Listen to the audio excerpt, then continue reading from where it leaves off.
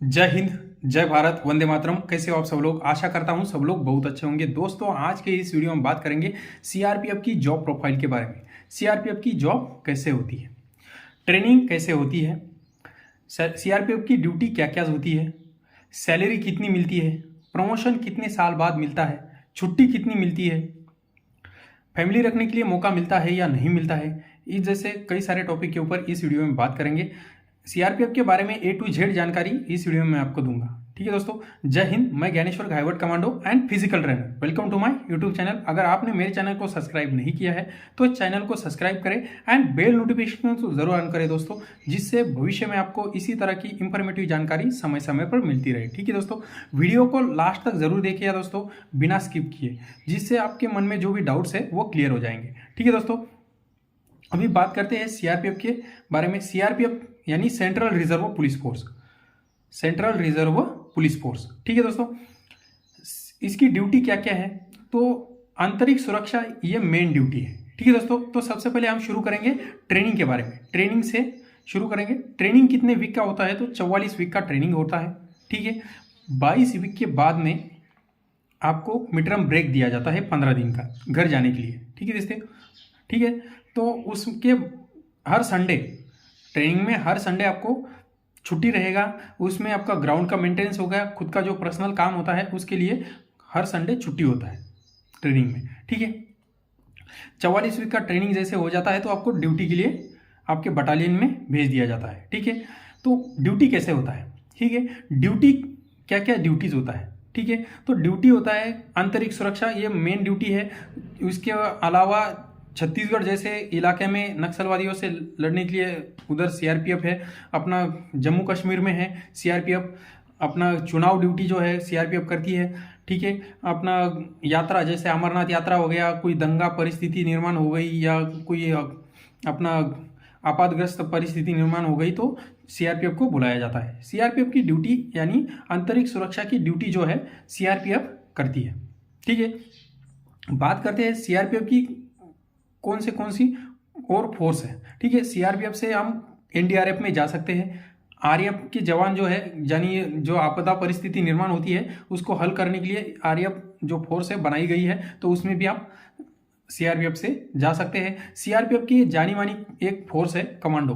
ठीक है, उसका नाम है कोबरा। आप उसमें भी जा सकते हैं। आपने बहुत नाम सुना होगा टीवी पे, नक्सलवादियों से लड़ते हुए कोबरा कमांडो ने ये किया वो किया। ठीक है, आपने बहुत नाम उसमें सुना होगा। ठीक है, एनएसजी कमांडो में भी जा सकते हैं, एसपीजी में जा सकते हैं, पार्लियामेंट ड्यूटी गार्ड जो पीडीजी होती है उसमें भी आप जा सकते हैं।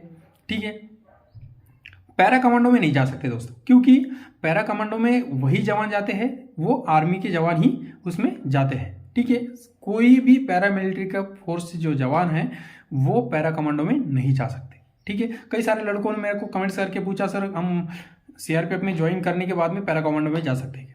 नहीं जा सकते दोस्तों, बिल्कुल नहीं जा सकते। आप अगर आर्मी में ज्वाइन करोगे तभी आप पैरा कमांडो में जा सकते हैं। अदरवाइज जो सीएपीएफ के थ्रू यानी एसएससी जीडी के जो थ्रू जो भर्ती होती है उसमें जो फोर्स होती है, उसमें जो आर्मर्ड फोर्स है उससे आप पैरा कमांडो में नहीं जा सकते। हाँ, लेकिन आप कोबरा कमांडो में भी अदर फोर्स के जवान नहीं आते हैं, सिर्फ सीआरपीएफ के जवान ही कोबरा कमांडो में जा सकते हैं। ठीक है दोस्तों, ये तो हो गया ड्यूटी। मोर्चा, और एक ड्यूटी होती है मोर्चा ड्यूटी। ठीक है दोस्तों, जहाँ पे आपका बेस कैंप रहेगा वहाँ पे आपको 2 घंटे की ड्यूटी हो गई, 4 घंटे की ड्यूटी हो गई या 3 घंटे की ड्यूटी हो गई। 2 घंटे की अगर ड्यूटी रहती है आपकी तो 4 घंटे आपको रेस्ट मिलता है। ठीक है, फिर आपकी 2 घंटे के बाद में 4 घंटे के बाद में जैसे आपका 4 घंटे का रेस्ट हो गया, फिर आपकी 2 घंटे की ड्यूटी आएगी, यानी 24 आवर्स में आपको 8 घंटे की ड्यूटी देनी होती है। ठीक है दोस्तों, सीआरपीएफ की जो जॉब है वो बहुत अच्छी है दोस्तों। रिस्क देखो, रिस्क तो हर जगह है। आप बाइक पे जा रहे हो, कहीं आपका एक्सीडेंट हो गया तो वहाँ पे भी रिस्क है। रिस्क तो हर जगह है। आप कहोगे कि सर जम्मू कश्मीर में वो मिलिटेंट से लड़ते हुए जो है सीआरपीएफ लड़ती है, अपना नक्सलियों से लड़ती है छत्तीसगढ़ झारखंड जैसे इलाके में, तो देखो रिस्क हर जगह है, लेकिन ड्यूटी बहुत अच्छी है दोस्तों। हर जगह घूमने के लिए मौका मिलेगा आपको, ड्यूटी बहुत अच्छी है। अभी बात करते हैं सैलरी कितनी मिलती है। तो सैलरी 21,700 जो है आपकी सैलरी मिलेगी बेसिक। टीए और डीए मिलेगा, राशन मनी मिलेगा और HRA भी मिलेगा आपको। राशन मनी 3800 रुपये आपको मिलता है, लेकिन वो आपको कोई काम का नहीं है दोस्तों। जब आप छुट्टी जाओगे तभी वो आपके काम का है, ठीक है। वो जो राशन मनी 3800 रुपये मिलता है वो आपको मेस में देना पड़ेगा, ठीक है। वो राशन मनी आप जब छुट्टी जाओगे तो वही आपके अकाउंट में आ जाएगा, तो आपको वो आपके काम में आ जाएगा, लेकिन वो अगर अदरवाइज वो आपके काम में आने वाला नहीं है, ठीक है। टीए जो है ट्रेनिंग में नहीं मिलता है, ठीक है। डीए ट्रेनिंग में मिलेगा, लेकिन टीए जो है ट्रेनिंग में नहीं मिलता है, ठीक है दोस्तों। तो ये हो गया आपका। ट्रेनिंग में आपकी 27 से 28 हज़ार तक सैलरी बनेगी, ठीक है दोस्तों। अदरवाइज जब आप सर्विस बटालियन में जाओगे तो आपको वो रिक्स अलाउंस मिला के वो आपकी सैलरी बढ़ जाती है, ठीक है। हर साल आपकी सैलरी बढ़ती रहती है दोस्तों, ठीक है। हाँ, और एक बात, छुट्टी जब जाओगे तो भी आपको सैलरी मिलेगी, ठीक है। कई सारे लड़कों के मेरे कमेंट्स आए रहते हैं कि सर हम जब छुट्टी आते हैं तो क्या हमें सैलरी मिलती है या नहीं मिलती है। तो दोस्तों जब आप छुट्टी जाओगे तो आपको सैलरी मिलेगी।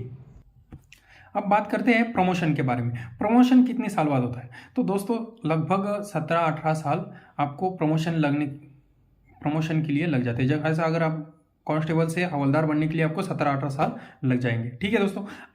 उसके बीच में आपकी जैसे 5 साल सर्विस हो जाती है तो आप जो डिपार्टमेंटली एग्ज़ाम होती है उसमें जो LDC की एग्ज़ाम आती है, तो उसमें आप फॉर्म मतलब अप्लाई करके आगे पोस्ट के लिए दे सकते हो, ठीक है दोस्तों। SI की एग्ज़ाम आती है, असिस्टेंट कमांडेंट की भी एग्ज़ाम आती है, तो आप उसमें अप्लाई कर सकते हैं। उसके लिए आपको एक NOC लेना पड़ेगा और डिपार्टमेंट के थ्रू आप एग्ज़ाम दे सकते हैं, ठीक है। ये हो गया। अभी बात करते हैं छुट्टी के बारे में, ठीक है। छुट्टी कितनी मिलती है? तो टोटली 75 दिन की आपको छुट्टी मिलती है, ठीक है। CISF में क्या होता है कि 45 दिन की छुट्टी मिलती है, लेकिन CRPF जितनी भी फोर्सेस है SSC GD में सिर्फ CISF को छोड़ के बाकी अदर फोर्सेस में 75 दिन की छुट्टी मिलती है, ठीक है दोस्तों। 75 दिन यानी 15 दिन CL यानी 60 दिन EL, ठीक है दोस्तों। और उसके अलावा मेडिकल लीव भी मिलता है। अगर आपकी कोई मेडिकल प्रॉब्लम हो गई तो आपको मेडिकल लीव भी दिया जाता है, ठीक है।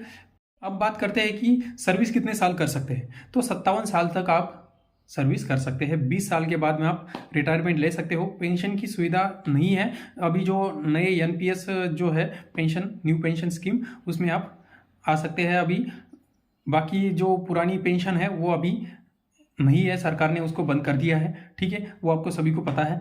ड्यूटी जो है थोड़ी हार्ड होती है दोस्तों, क्योंकि नक्सलवादियों से लड़ना पड़ता है। आगे वो तो अपना जम्मू कश्मीर में मिलिटेंट से लड़ना पड़ता है। जो आंतरिक सुरक्षा है वो सब ड्यूटी CRPF को करनी पड़ती है। तो ड्यूटी थोड़ी हार्ड है, लेकिन अच्छी जॉब है दोस्तों, ठीक है। अगर आप भी CRPF ज्वाइन करना चाहते हैं तो बहुत अच्छी जॉब है। आपके मन में फिर भी अगर कोई डाउट्स है तो आप मेरे को कमेंट्स बॉक्स में जाके कमेंट कर सकते हैं। जय हिंद, जय भारत।